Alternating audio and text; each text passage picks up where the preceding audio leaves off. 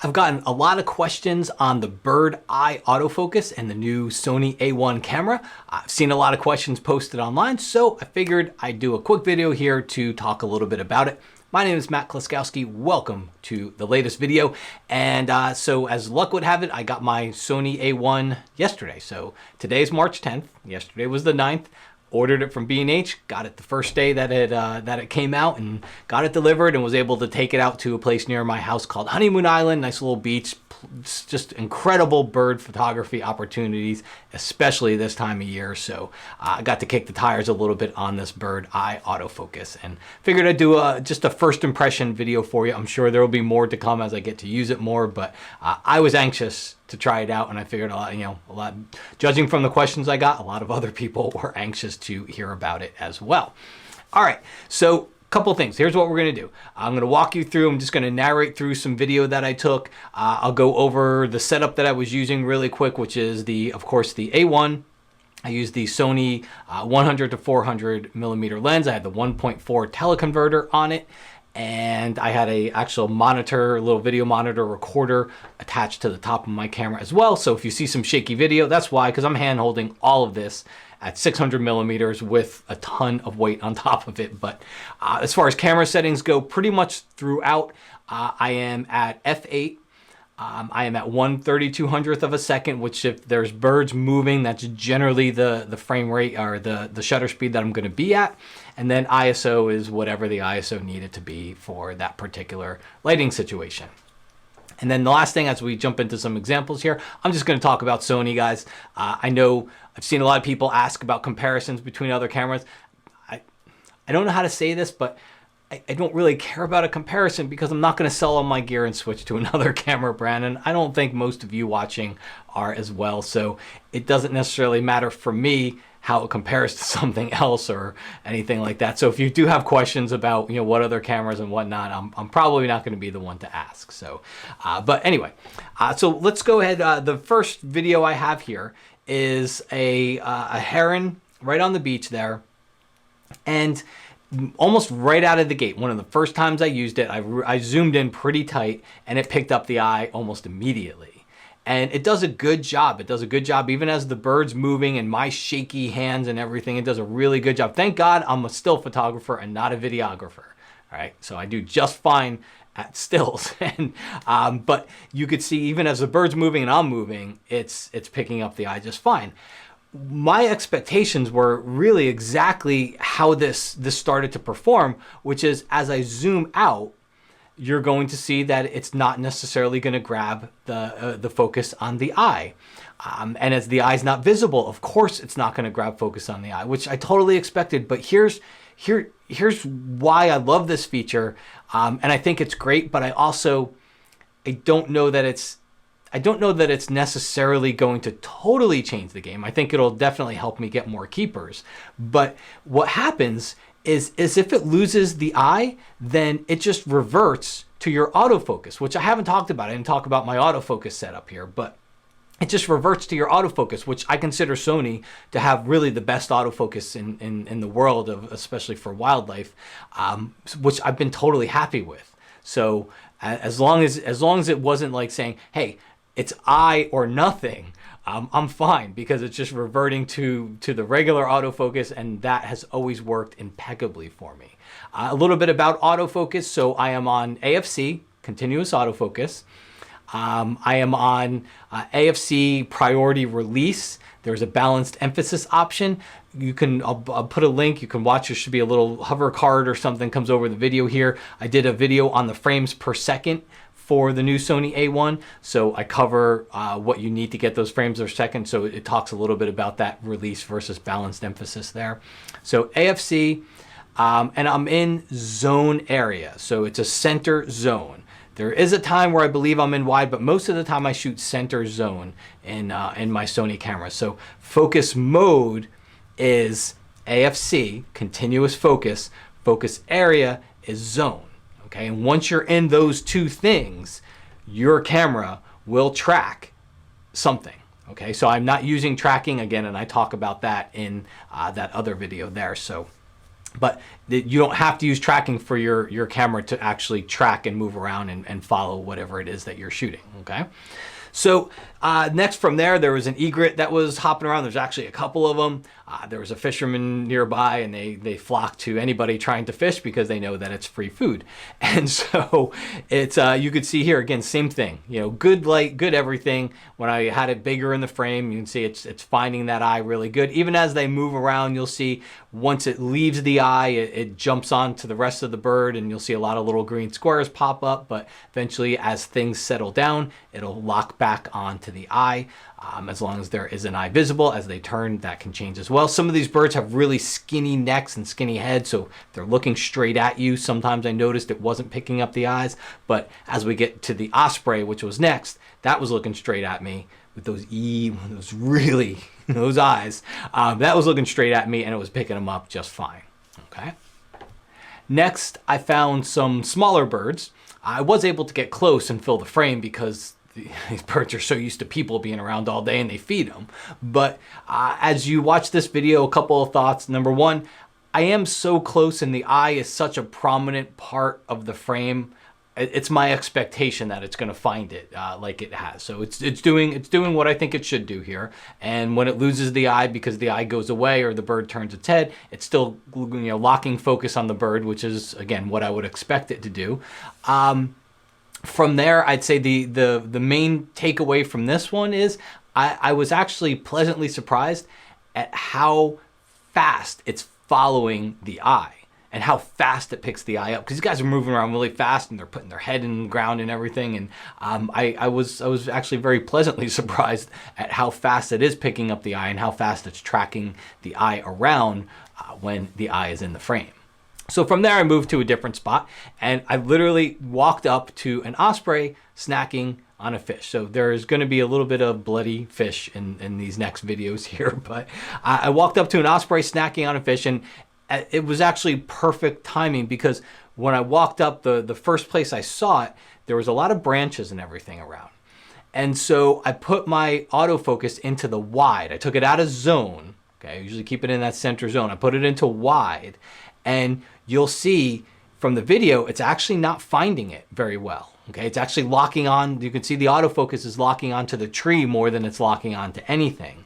So when I switched it from wide over into that center zone, you see almost instantly when the eye is visible, it helps it tremendously. So you're just, I guess in a way, you're just helping it narrow down the field of view of what it should be looking at. But when I did go into that center zone and the eye was visible, it usually locked right onto it. Then from there, moved around a little bit, same osprey, just got into a different position where I was looking straight at it. And I mean, it performed amazing in this case. So this was actually a little bit above my expectations in this case, because you'll see as the osprey's head moves, how fast it picks up the eye. As the eye, you know, as he puts his head down, of course it loses it, but it keeps the focus on the bird. But then when he picks his head back up, it snaps onto the eye instantly. As he turns from one side to the other, it grabs on to each eye faster than I would have thought that it would have done it. So it did a great job in that case, which we'd expect it to. That's as much of a gimme situation as you possibly could. I even went into crop view mode or crop sensor mode where it's shooting 21 megapixels, so your effective range is 1.5, so it's probably closer to 850 to 900 millimeters. Did great there. And then for all of you that like to pixel peep, I like to pixel peep too. So I zoomed in, I cropped in on the camera to look at one of the photos, and I mean, it's tack sharp. And I'll put the link into the description here to where I had this post on my website, but I'll even put a couple of raw files in there if you want to jump onto the website and download them and pixel peep on your own. Feel free to, but I couldn't be happier with the performance, both in ISO as well as sharpness of the camera, and you'll see the raw photos on there to judge for yourself. Speaking of raw photos, before I jump, because I got a couple other examples here where things changed a little bit. Speaking of raw photos, as luck would have it, Photoshop updated the same day I got my camera. So Photoshop has an update, and the update is in Camera Raw. and it now supports the Sony A1, which is perfect because now I don't have to go, open them up in some other program. I was shooting RAW plus JPEG, so I could look at the JPEGs. I don't have to use a DNG converter or anything like that. Now Photoshop has it. Lightroom, as of today, March 10th, has not updated yet, but as we know, Camera Raw and Lightroom stay on par with each other, so you gotta figure that update is coming really soon. Who knows? Let's hope it's super soon, so then I can look at them inside of Lightroom as well. But I just marked a couple of photos in Camera, so it was easy for me to look through and find them and pop them open into Adobe Camera Raw. Another thing that I thought was interesting, so I was back on the beach. I actually eventually got my tripod out, but I was back on the beach, and what I did is I usually keep myself in that center zone, just because for me a wide zone tends to bring too much other distractions in there that can confuse the camera. But I was doing a couple of different tests, so I usually keep it in the center zone, and you can see that as I move, I let the camera float a little bit on the tripod. As I move it around, you can see when the eye goes out of that zone, it's actually just reverting back to autofocus, which is fine, and I guess what I would expect it to do. But it was interesting just to see, and then also to see when I did put it back to the wide autofocus area, that it did track the eye all over the place. So it'll give me something to test out a little bit more as we go, especially birds in flight. A little bit easier when they're not in flight, but birds in flight, again, you're battling that. If you keep it in wide, you risk something else coming into the frame and the camera grabbing focus on it when you don't want it to, which is why I tend to favor that center zone. But as you can see here, with the wide zone, it tends to follow the eye no matter where it is, where the center zone did not. So a little bit more testing on that one, and we'll let you know if I find out anything interesting there.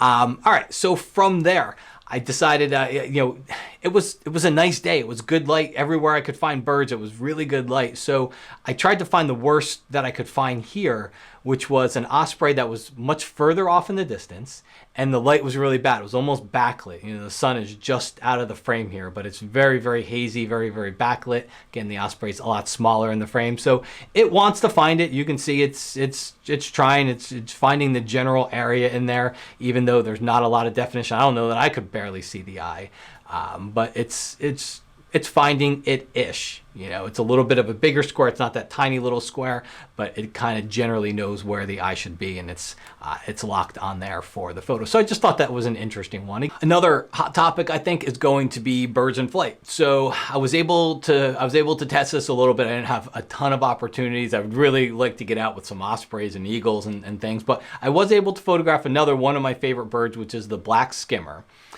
You're gonna see a little bit of video here. It's very jerky because I was so close. I was so close, and if I was actually really trying to get birds in flight, I would probably give myself a little bit more breathing room, especially with a small, erratic bird like a black skimmer is. But here's the thing. They're actually a very challenging test for this because they have a very dark area on their heads where their eyes are, so it's usually black on black. I end up throwing away most of my black skimmer photos because if it's not the perfect light, the eye is all black. You don't even see an eye, and you really can't artificially lighten it that well. But I was able to capture some, and you can see here, get a little bit of a glimpse of what the autofocus is doing. And then here's the problem. When I moved back and was able to get a little bit more of a controlled environment, my recording space on my recorder ran out. So, but we have a solution, because Sony has a program called Imaging Edge Viewer. It's free. You can download it. If you open up, it's like a grid of photos, and you can look at them. And I think it's in the view menu. There's an option you can poke around and turn on your focus points. So you can actually see that I was getting the focus points on here. As another interesting side note, and there's also, you could see some of the black skimmers, and there's also some pelicans that I tested it out on. Those were the only birds that were flying at the time. So it's working. Obviously, when wings cover the eyes and all that stuff, game over, right? You're not going to do it, but it would find it very, very fast as the wings would move away. So it would find it.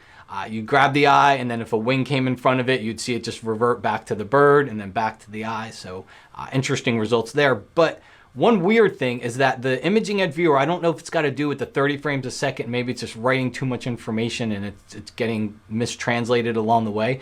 There's some photos in here where the focus point's so far off of what imaging edge viewer is showing me, and I'm able to go back to video of that exact photo, that exact time, and see it's dead on the eye. But it's got it so far off that the photo would be blurry if it was where it was. So there's a little glitch there if you do use the software. Just keep that in mind. Okay, so hope that gives you just a quick first impressions of Sony Bird Eye autofocus. This is a very new technology for everybody. I believe there's only a couple of cameras out there besides the A1 that even have this feature, so we're in uncharted territory, and I was just as excited as many of you just to see what this technology can do and see where it'll take us. So I hope that helped out, and I'll talk to you again real soon.